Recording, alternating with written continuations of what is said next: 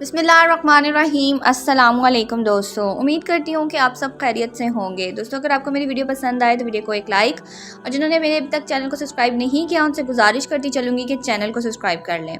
قرآن پاک میں سورۃ الجن کے نام سے پوری ایک سورت ہے، اور جنات کے وجود کا انکار گویا قرآن پاک کی آیت کا انکار ہے، کیونکہ اللہ پاک جنات کی تخلیق کے بارے میں ارشاد فرماتے ہیں، جس کا ترجمہ ہے: اے اہل ایمان والو، اور میں نے جن اور آدمی اتنے ہی بنائے کہ میری بندگی کریں۔ دوسرے مقام پر ارشاد فرمایا: اور جن کو اس نے پہلے بنایا بے دھوئیں کی آگ سے۔ لان میں جنات کو چھپایا ڈھانچے ہوئے حنیف کو کہتے ہیں۔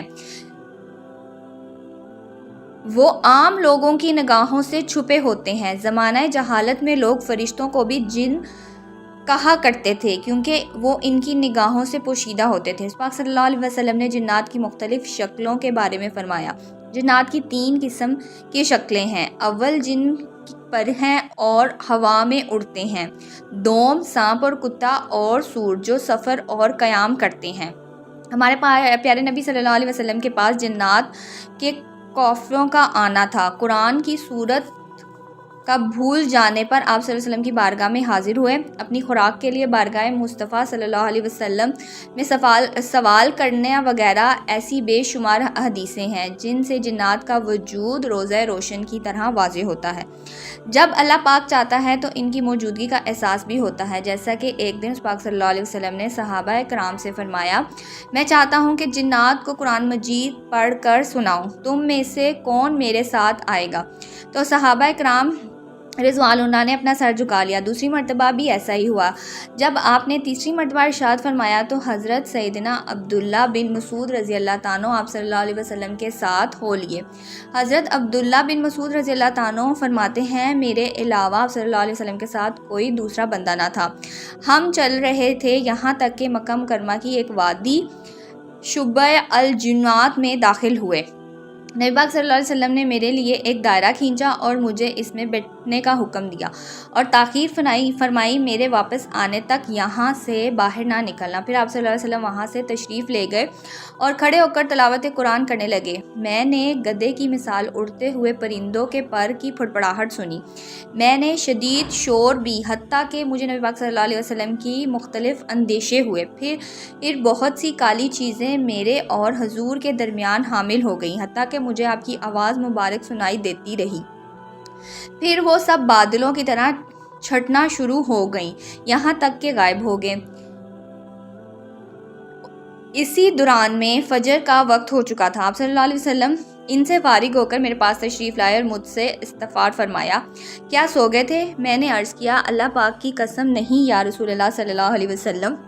میں نے کئی بار ارادہ کیا کہ لوگوں کو مدد کے لیے بلاؤں، یہاں تک کہ میں نے سنا آپ جنات کو عصر مبارک سے مارتے ہوئے ارشاد فرما رہے تھے: بیٹھ جاؤ۔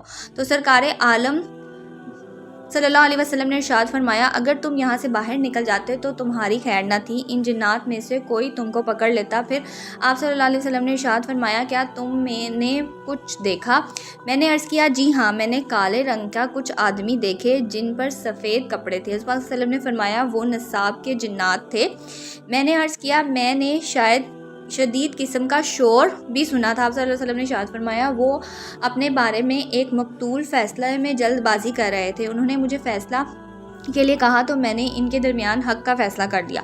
حضرت عبداللہ بن مسعود رضی اللہ تعالیٰ سرکار دو عالم صلی اللہ علیہ وسلم سے ارشاد فرماتے ہیں: تم میں سے کوئی آدمی ایسا نہیں جس کے ساتھ ایک جن اور شیطان نہ ہو، ایک جن اور ایک فرشتہ مقرر کیا گیا ہے۔ صحابہ نے عرض کیا: یا رسول اللہ صلی اللہ علیہ وسلم، آپ کے ساتھ بھی؟ آپ صلی اللہ علیہ وسلم نے فرمایا: ہاں جی، میرے ساتھ بھی۔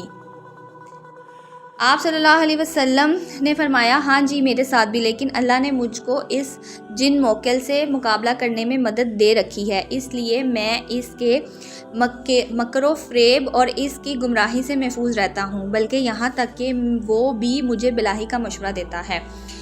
ناظرین گرامی، مولانا نذیر احمد ایک گاؤں کا عجیب واقعہ پیش کرتے ہیں۔ میں ایک دفعہ ایک گاؤں پہنچا۔ اس گاؤں کے لوگ بہت کم پڑھے لکھے تھے۔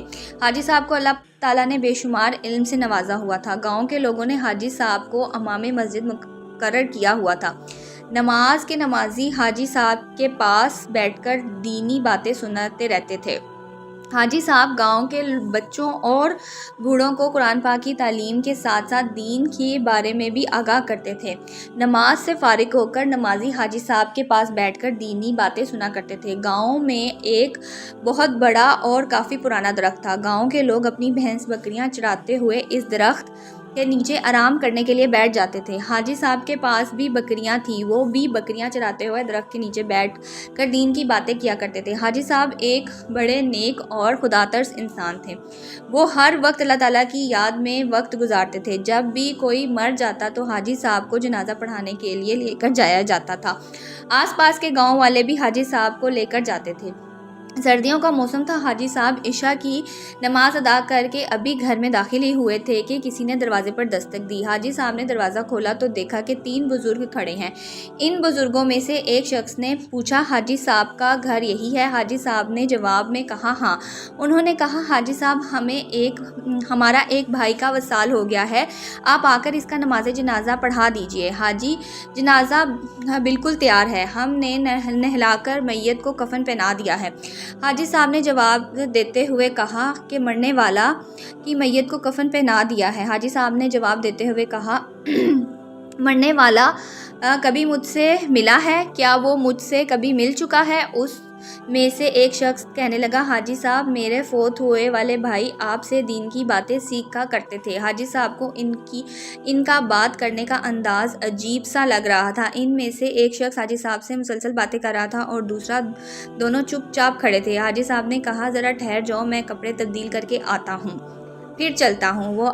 وہ شخص آگے اور حاجی صاحب ان کے پیچھے پیچھے چل پڑے۔ چلتے چلتے گاؤں سے باہر چلے گئے۔ وہ کافی تیز چل رہے تھے کہ حاجی صاحب کو ان کے ساتھ چلنے میں مشکل پیش آ رہی تھی۔ وہ گاؤں سے کافی دور جا چکے تھے۔ حاجی صاحب نے کہا کہ تم کو گاؤں کے راستوں کا ٹھیک طریقے سے پتہ ہے؟